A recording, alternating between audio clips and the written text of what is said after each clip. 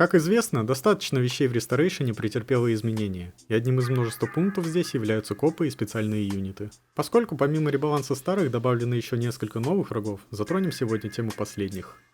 Короче, мне плохо даются вот эти интро, поэтому перейдем сразу к перечислению юнитов. Копы-ветераны. Парни, которых несложно отличить по визуалу среди стандартной униформы, являются весьма назойливыми в бою. В основном вооружены парными пистолетами, но также бросают после своей смерти газовую гранату, если не были убиты в голову или с холодного оружия. Гренадер. Небезызвестный персонаж, ибо уже встречался в ребалансе ванильного DS под названием Crackdown. В Ресторейшене выполняет те же функции. Главная его угроза – это слезоточивый газ, покрывающий определенную площадь и наносящий урон. На смертном приговоре получает апгрейд, который помимо урона здоровью начинает неслабо жрать стамину. Омния ЛПФ или операторы Омния. Можно считать этого юнита под классом медика, но на стероидах, поскольку помимо лечения юнитов в определенном радиусе вокруг себя, он также дает оверхилл более слабым копам, что можно заметить по красному свечению. Врагов со сверхлечением можно распознать по фиолетовому контуру. На контрактах с русской фракцией данный юнит заменяется на огнеметчика. Опасен вблизи, но баллон на спине дает ясно понять о возможной уязвимой точке. Следующие враги также являются подклассами ванильных юнитов и выведены в отдельную категорию по наличию приписки Титан. Начиная рядовыми юнитами, Титан Сваты. Используют более продвинутое снаряжение, вследствие чего жирнее обычных собратьев по здоровью и бьют, понятное дело, больнее. Ну а пока монтировал, разработчики выкатили патч, где данные юниты своими выстрелами теперь могут отбрасывать игрока и накладывать эффект контузии, который обычно наблюдается при оглушении союзной флешкой. Титан ХРТ.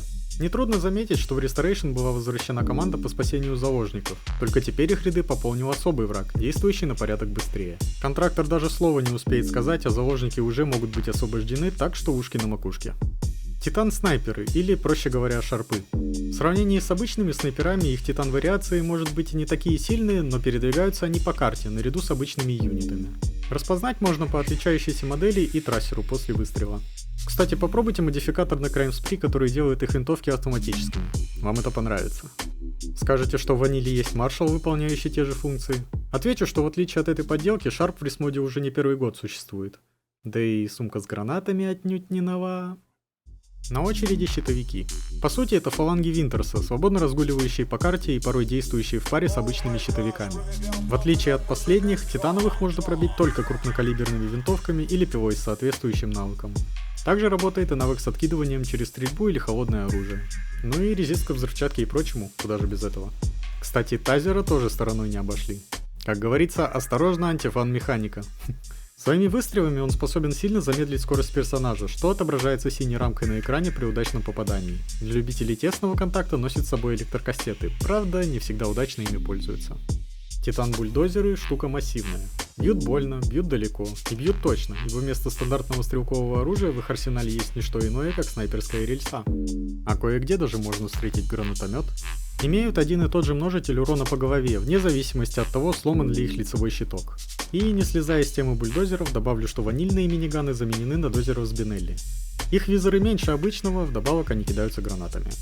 Клокер завершает список титан-юнитов.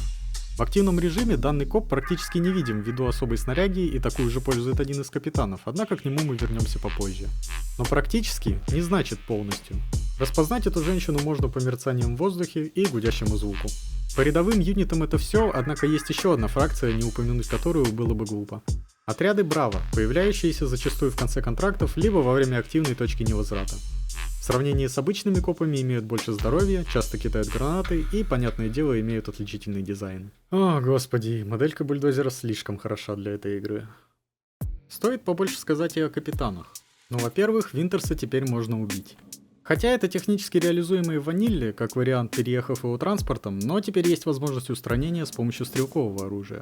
Патронов, впрочем, тоже придется влить немало ввиду резистов. Капитан активно участвует в боевых действиях в компании своей фаланги, не отсиживаясь на одном месте и больше пуша игрока. Ко всему прочему, Винтерс приобрел возможности ЛПФ-ки, восстанавливая здоровье копов в широком радиусе карты. А еще он может станить игрока, а-ля Титан Тейзер, но послабее. Ну а чё вы хотели? Антифан механика. Саммерс – второй новый капитан, никогда не появляющийся на контрактах без своей свиты из нескольких наемников, каждый из которых сам по себе стоит своего места в команде. Даже не пытайтесь убить главаря, пока живы остальные. И первым, кого вы захотите грохнуть, будет сержант Док за его великолепные способности к лечению капитана и прочих. Следующими на очереди станут майор Молли и инженер Электро, где первая не даст продуху постоянными раскидками молотовых, а вторая совмещает в себе обе вариации тазеров. И скоростью режет, и одиночную цель в стан кинет, и в ближнем бою шоком ударит. И, наконец, сам капитан, плавящий любого в радиусе поражения с помощью верного огнемета. За отрядами титан-клокеров стоит свой условный предводитель. Имя ему капитан Отем. Имея в запасе продвинутый камуфляж, заметить его среди других будет проблематично. Да и полиция в качестве сюрприза не объявит о его присутствии до того, как он сам не начнет атаковать или не будет атакован другими. А еще можете забыть об использовании снаряжения, пока идет штурм. При присутствии Отема возможность есть условную сумку с патронами отключается до убийства капитана. Ожидайте от него постоянные флешки и газовые гранаты, не забывая ориентироваться по звукам и вовремя контратаковать. К слову, держите дистанцию, заковать вас в наручники ему не составит особого труда. Следующим новым капитаном в этой ветке стал Спринг. Всегда появляется с парочкой дозеров на подхвате, но сам передвигается достаточно медленно, что, однако, не мешает ему танчить числом хп и раскидывать повсюду кластерные гранаты, способные навести шумиху. Кстати, это был первый из двух миниган-дозеров в Ресторейшене в принципе. А со вторым бы дал только один совет – бежать. А про тебя-то я едва не забыл. Адский титан-дозер без головы, шляпы и лошади. Horseless, Headless, Headless, Titan Dozer... Пятый хэллоуинский капитан, появляющийся на единственном контракте, но есть возможность встретить его и на других хайстах путем установки галочки Holiday Effects в настройках Ресторейшена. Вооружен пулеметом, держит в узде помощников из дозеров и клокеров и не ленится угостить грабителей горящими тыквами, при этом всячески мешая выйти из огненных луж, замедляя передвижение игрока особыми патронами. Ну а чё вы хотели? Антифанми... да, я же говорил это уже. По капитанам здесь все, но завершая это видео, я не мог не обойти стороной визуальную составляющую юнитов, не только специальных, но и обычных.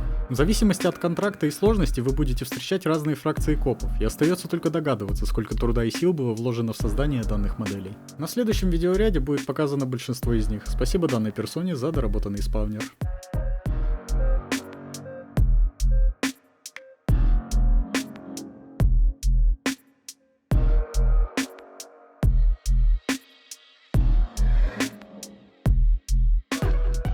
Не забываем и про юнитов Браво. Каждая из фракций также имеет свои визуальные отличия.